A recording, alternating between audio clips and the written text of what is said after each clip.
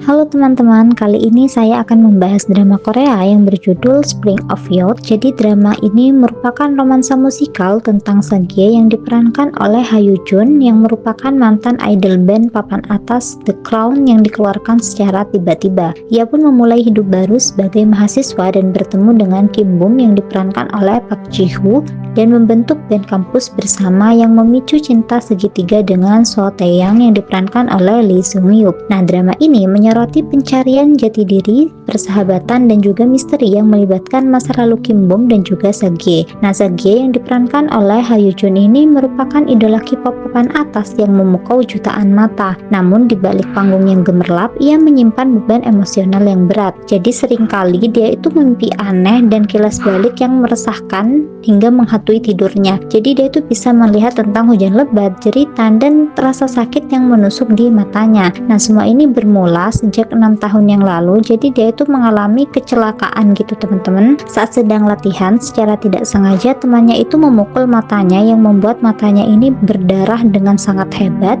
Dan di situ dokter itu menyatakan bahwa dia itu bisa mengalami buta tanpa adanya transplantasi mata gitu. Nah, di sini ketika melakukan transplantasi, jadi mata si pemilik mata asli ini tuh kenangannya ikut ke matanya gitu teman-teman. Jadi dia tuh bisa merasakan kenangan-kenangan si pemilik mata itu dan itu benar-benar menyiksa dia. Nah, ternyata si pemilik mata ini itu adalah ibunya si Kim Bum gitu teman-teman. Makanya dia itu bisa melihat tentang masa lalunya si Kim Bum, masa kecilnya Kim Bum gitu. Nah, jadi ini adalah scene ketika dia itu matanya keluar darah secara terus-menerus dan di sini dia itu divonis akan mengalami kebutaan gitu teman-teman. Dan di sini dia hanya berharap untuk bisa mendapatkan transplantasi mata. Nah, secara tiba-tiba dia itu mendapatkan transplantasi mata. Ternyata waktu itu ibunya Kim Bum itu mengalami kecelakaan hebat gitu teman-teman. Nah, kecelakaan ini ternyata bukan pure kecelakaan asli, tetapi direkayasa oleh beberapa pihak gitu. Jadi dengan matanya ini dia tuh membawa beberapa potongan-potongan kenangan. Di situ nantinya dia akan mengusut secara tuntas tentang kasus yang sebenarnya terjadi gitu teman-teman. Nah, ini pasca dia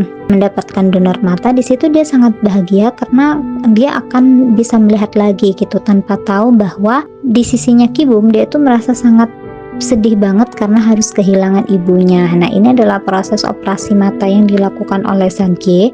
Jadi di sini Sang-Hye juga berat banget gitu ya cobaannya. Jadi dia itu di kecilnya, di masa remajanya dia hampir kehilangan mata.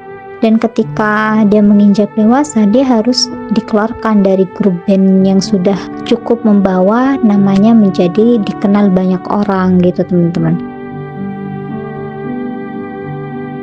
Nah, di sisi lain di sini juga ada So Tae-yang yang diperankan oleh Lee Seung-yup. Jadi untuk kisahnya So Tae-yang ini juga tidak kalah menyedihkan teman-teman. Jadi di sini dia itu kan mau ikut tampil di bandnya itu kan. Nah, tiba-tiba dia tuh diculik dan ternyata yang menculik dia itu adalah orang suruhan ayahnya. Jadi ayahnya itu tidak setuju dia mengikuti band. Jadi ayahnya itu memaksa agar si anaknya ini ikut di bidang kedokteran gitu, mengikuti jejak dia gitu teman-teman. Jadi di sini dia itu mengalami pemaksaan gitu teman-teman dan mengalami ancaman sampai di sini dia mengatakan bahwa yang penting dia tidak menyakiti teman-teman bandnya.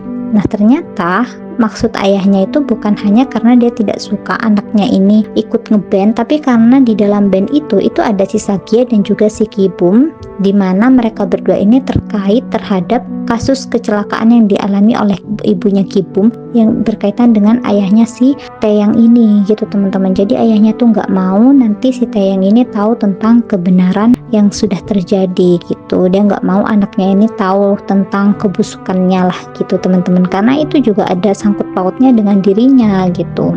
Dan di sini si Tae-yang ini nggak mau jadi dokter karena dia tuh bener-bener fobia banget sama darah. Jadi ketika kecil ibunya Tae-yang ini bunuh diri gitu teman-teman, dan itu tepat di depan mata dia. Dia melihat ibunya ini sudah terkulai tidak berdaya dengan darah yang sangat banyak gitu. Makanya di sini dia bener-bener nggak mau jadi dokter sampai beberapa kali dia mengancam untuk melakukan bunuh diri gitu. Tapi ayahnya ini tetap aja nggak mau mengikuti kata anaknya gitu. Si ayahnya ini ke anaknya pokok harus mengikuti semua peraturan dia gitu. Nah, di sini juga ada cerita tentang cinta segitiga gitu, dimana Sagie dan si Taeyang ini sama-sama menyukai si Kibum, teman-teman. Nah, suatu hari Taeyang ini merasa bahwa Kibum itu lebih memihak kepada si Sagie karena keunggulan-keunggulan Sagie, jadi dia bertekad untuk keluar dari grup bandnya dan ikut di agensi lain yang bisa membuat namanya ini menjadi tenar gitu. Nah, agensi itu merupakan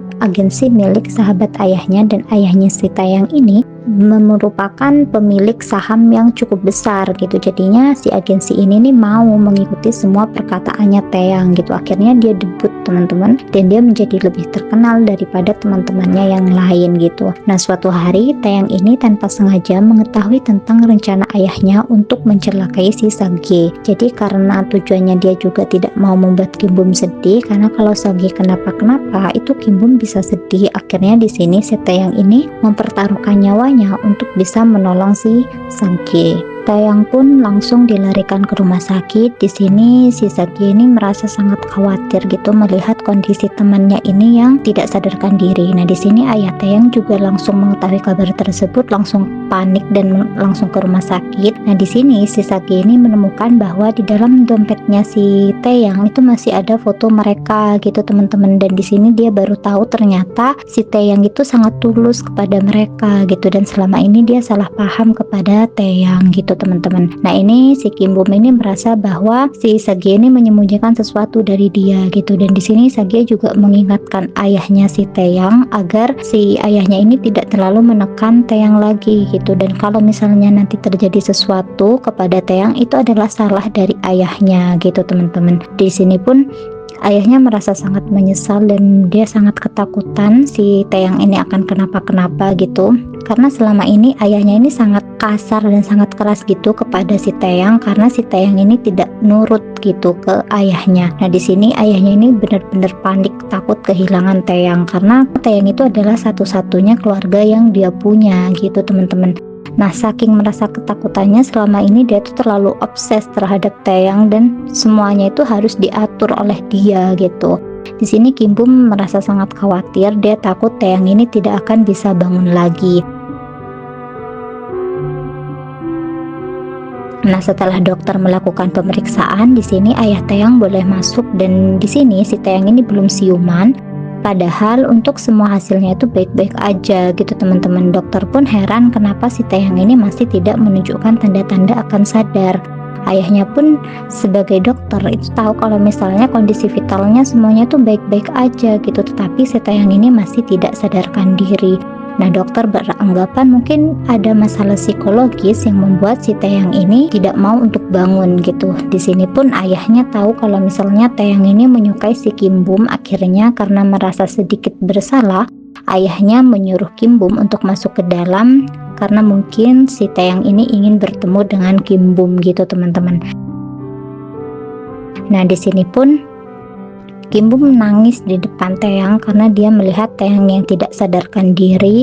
Dia takut Taeyang itu kenapa-kenapa gitu. Bahkan dia berjanji dia akan melakukan apapun yang Taeyang minta asalkan Taeyang ini bisa siuman gitu, teman-teman. Tapi tetap aja si Taeyang ini masih tidak bangun gitu, teman-teman. Jadi di sini si Kimbum ini merasa sangat sedih dan merasa sangat bersalah. Dia kemudian menggenggam tangannya Taeyang dan dia merasakan tangan Taeyang itu sangat dingin gitu, padahal selama ini tangan Taeyang itu begitu hangat gitu. Dia merasa cukup bersalah juga karena selama ini dia selalu mengabaikan si Taeyang gitu. Ini adalah beberapa momen Taeyang dengan Kimbum. Jadi di sini Taeyang itu benar-benar sepeduli itu kepada Kimbum gitu, tapi si Kimbum ini lebih ke Sagie gitu, teman-teman. Nah, setelah mengobrol gitu, si Taeyang ini belum menunjukkan tanda akan sadar. Akhirnya si Kimbum itu keluar dan ayahnya menyuruh dia untuk pulang, tetapi Kimbum tidak mau. Dia kekeh untuk tetap tinggal di rumah sakit sampai Taeyang ini siuman.